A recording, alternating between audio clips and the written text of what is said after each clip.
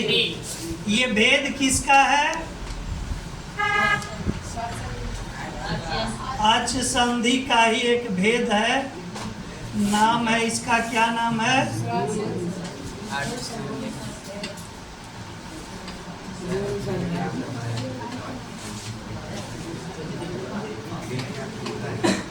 गुण संधि। आज इसको हम लोग पढ़ेंगे, इसको पढ़ेंगे गुण संधि। अब गुण संधि में सबसे पहले ये देखना है हमें कि गुण कहते किसे हैं। क्या देखना है? गुण कहते हैं किसे? कहते किसे हैं। एक सूत्र है अदेंग गुणा। कौन सा सूत्र है? अदेंग गुणा।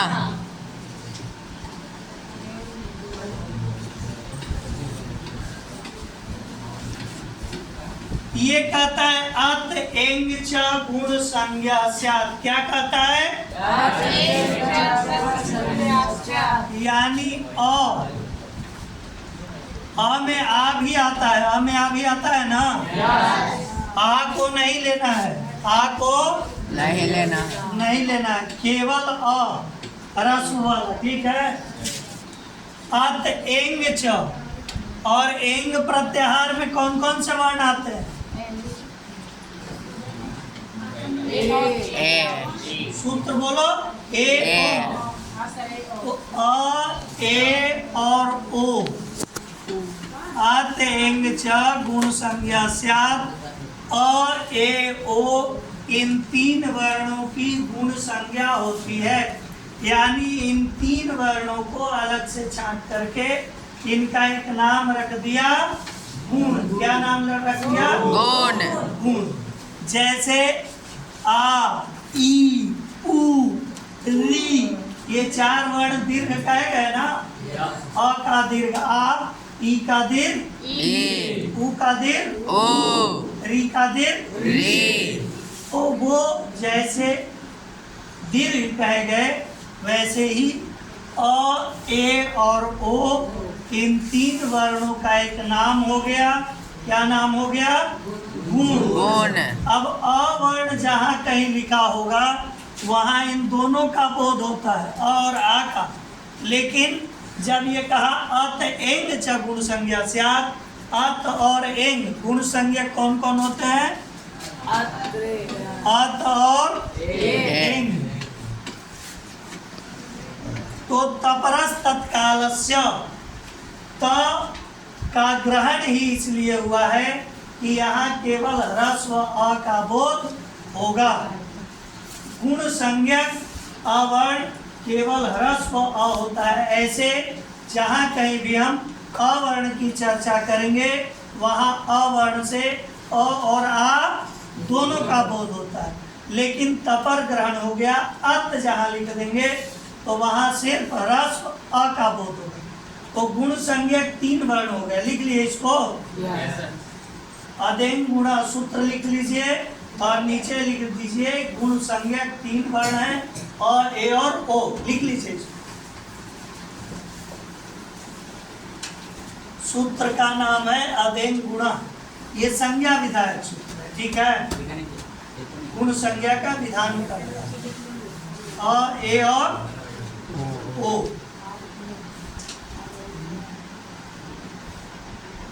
अत एंग च गुण संज्ञा स्यात्। अ, ए, ओ ये तीन वर्ण गुण संज्ञा कहे जाते हैं, अथवा अ, ए, ओ इन तीन वर्णों की गुण संज्ञा होती है। ठीक है। यस। अब संज्ञा हो गया, नाम हमने गुण रख दिया। क्यों गुण नाम रखा? गुण क्यों नाम रखा? रामायण है ऊपर लिख दिए, तो अब नीचे के पेज पे राम का चरित्र लिखेंगे ना। राम का जन्म होना, राम का वन जाना, सीता का हरण होना, सब कहानी नीचे लिखी जाएगी। तो गुण संज्ञा हमने किया है, इसका मतलब कहीं ना कहीं इसका प्रयोग होगा। क्या होगा? प्रयोग होगा। प्रयोग होगा। तो प्रयोग के लिए एक और सूत्र है, आपने अभी लिखा है। क्या नाम है सूत्र का? अदेंग गुणा। तो संज्ञा किया, अब कार्य रूप उसको देना है। तो उसके लिए कौन सा सूत्र लिखा? आद गुना। सूत्र का नाम है आद गुना। आद गुना। गुणा। ये सूत्र कहता है कि अवर्णाद अचि परे पूर्व परयोरे को गुण एकादेश स्यात्। अवर्ण से जब स्वर वर्ण पर होते हैं तो पूर्व और पर के स्थान पर गुण एकादेश होता है। क्या कहता है? गुण नहीं, गुण। ऊपर जो गुण संज्ञा किया, अवर्ण से अच पर हो तो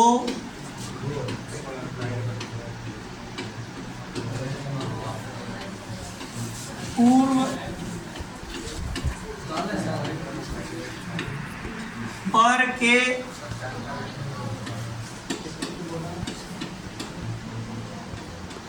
स्थान पर गुण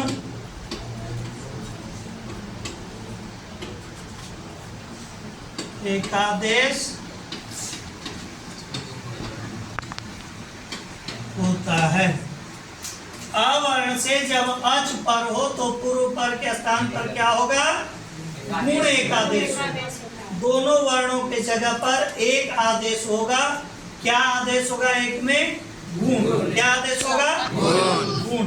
अब देखो, अवर्ण तो ये हो गया, और अच में कौन कौन से वर्ण हैं? आ दोनों, ई का ई और दीर्घ ई, उ री ह्रस्व दीर्घ दोनों, री ए ओ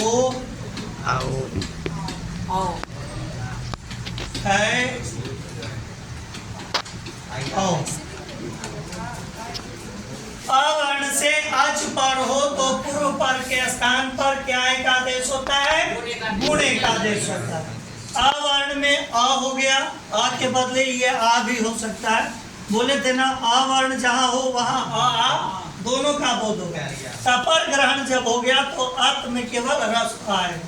अवर्ण से अच पर हो तो अच में आ ई उ री री ए ओ ऐ ओ आ गए। यहाँ भी आ भी हो सकता है, ई उ री, इन चारों का दीर्घ होता है तो उसका दीर्घ। तो इसके स्थान पर क्या एक आदेश होगा? गुण एक आदेश। लेकिन आपने इससे पहले गुण संधि से पहले स्वर संधि का ही एक और भेद पढ़ा है। क्या नाम है उसका? दीर्घ संधि। दीर्घ संधि। तो जब आ में आ मिलेगा तो दीर्घ संधि हो जाएगा ना।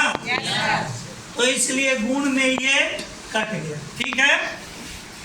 अब आ में ए ओ ऐ ओ ये चार मिलते हैं, तो गुण के बाद जो संधि हम लोगों को पढ़ना है उसका क्या नाम है? वृद्धि संधि। ये चारों उसमें चले जाएंगे। तो अब कितने बच गए? 1 2 3 4। ठीक है। इन चारों के साथ ही अ का जब मेल होगा तो क्या बनेंगे?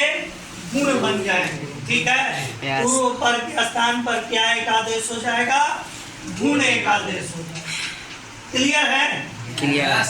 यही ना आपको इसलिए एकदम क्लियर वाला परिभाषा आपको लिखवाया गया। क्या लिखा है आपने आद गुना? बोलिए।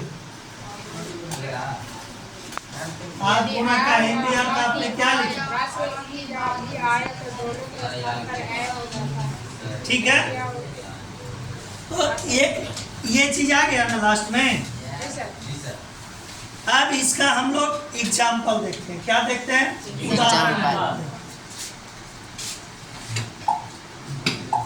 पहला उदाहरण बोलिए।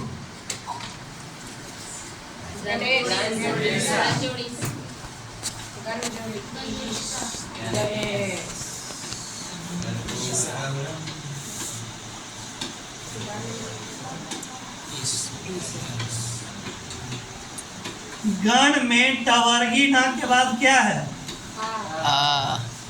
ईशा के पहले क्या है? ईशा के पहले क्या है? ई। संधि किन दो वर्णों में प्राप्त हो रही है? आ जोड़ी और ई। ई में। तो अ और ई मिलेगा तो क्या बनेगा? ए। क्योंकि आद गुणा कहता है अवर्ण से अच पर में हो तो पूर्व पर के स्थान पर गुण एकादेश होता है, तो अ में ई मिलेगा। तो गुण में भी 3 वर्ण है ना, अ ए ओ। तो अ और ई मिलेगा, तो यहाँ पे ये तीनों में से कौन आवेगा? ए आवेगा। दोनों छूटेगा तो अ ए ओ 3 वहां है गुण।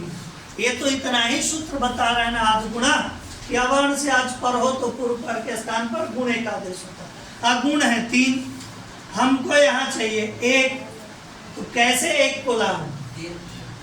अ का उच्चारण स्थान बताइए। कंठ, कंठ। ई का बताइए।